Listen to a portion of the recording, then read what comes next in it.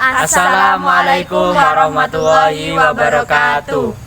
Kami dari kelompok 7 ingin mempresentasikan tentang kesulitan pada saat komunikasi. Sebelumnya perkenalkan, nama saya Safira Nur Oktavia, NIM 74. Nama saya Sabila Tunaja, NIM 29. Nama saya Muhammad Abdul Aziz Fajar, NIM 45. Nah, outline yang akan kita bahas adalah yang pertama, kesulitan pada amanat. Yang kedua adalah kesulitan pada komunikan. Dan yang ketiga adalah kesulitan pada media komunikasi. Dan yang terakhir adalah kesulitan pada sosial dan budaya.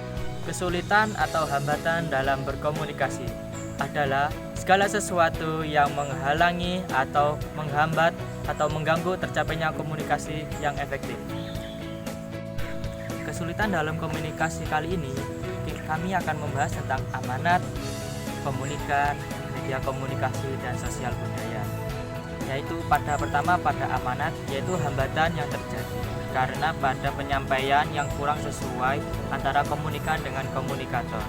Yang kedua, hambatan yang terjadi pada komunikan, yaitu hambatan yang terjadi akibat adanya perbedaan perspektif antara kedua komunikan dan komunikator. Yang ketiga, ada media komunikasi, yaitu hambatan yang terjadi dalam proses penggunaan media komunikasi. Yang terakhir, sosial budaya, yaitu hambatan yang terjadi karena adanya perbedaan latar belakang dan lain-lain. Kesulitan pada amanat atau pesan, seperti pada definisi sebelumnya, yaitu hambatan yang terjadi karena proses penyampaian topik komunikasi yang tidak efektif. Hambatan ini biasanya terjadi karena pesan atau amanat yang disampaikan kurang jelas atau tidak menggunakan terminologi yang tepat.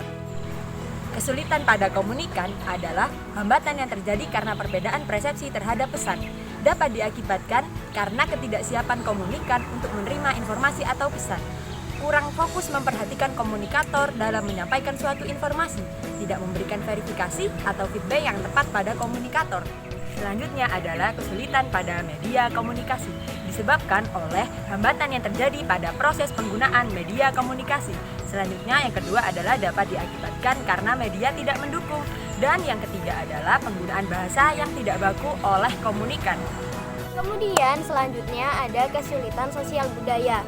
Nah, faktor-faktor yang mempengaruhi kesulitan komunikasi di sosial budaya yang pertama adalah fisik, yaitu hambatan komunikasi yang berasal dari lingkungan, kebutuhan diri, dan dari medianya.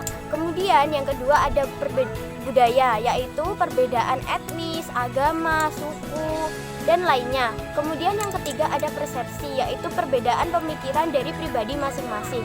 Kemudian yang keempat adalah motivasi. Motivasi di sini diartikan sebagai berkaitan dengan tingkat motivasi penerima dan yang memberi motivasi tersebut. Kemudian yang kelima ada pengalaman, berhubungan dengan pengalaman yang pernah dimiliki oleh individu tersebut. Nah, kemudian yang keenam ada emosi. Nah, yang emosi ini berkaitan dengan emosional atau perasaan pribadi dari seseorang tersebut. Kemudian yang ketujuh ada bahasa. Terjadinya karena pengiriman pesan dan penerima menggunakan kata-kata yang mungkin pesan tersebut kurang baku atau beda menerimanya.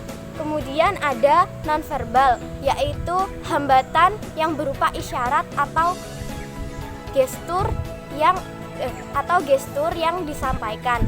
Kemudian ada kompetisi, yaitu hambatan yang timbul ketika penerima pesan sedang melakukan kegiatan lain dasar pada saat menerima pesan tersebut. Sekian presentasi dari kami, kurang lebihnya mohon maaf. Apabila ada yang ditanyakan silahkan di kolom komentar. Terima kasih teman-teman.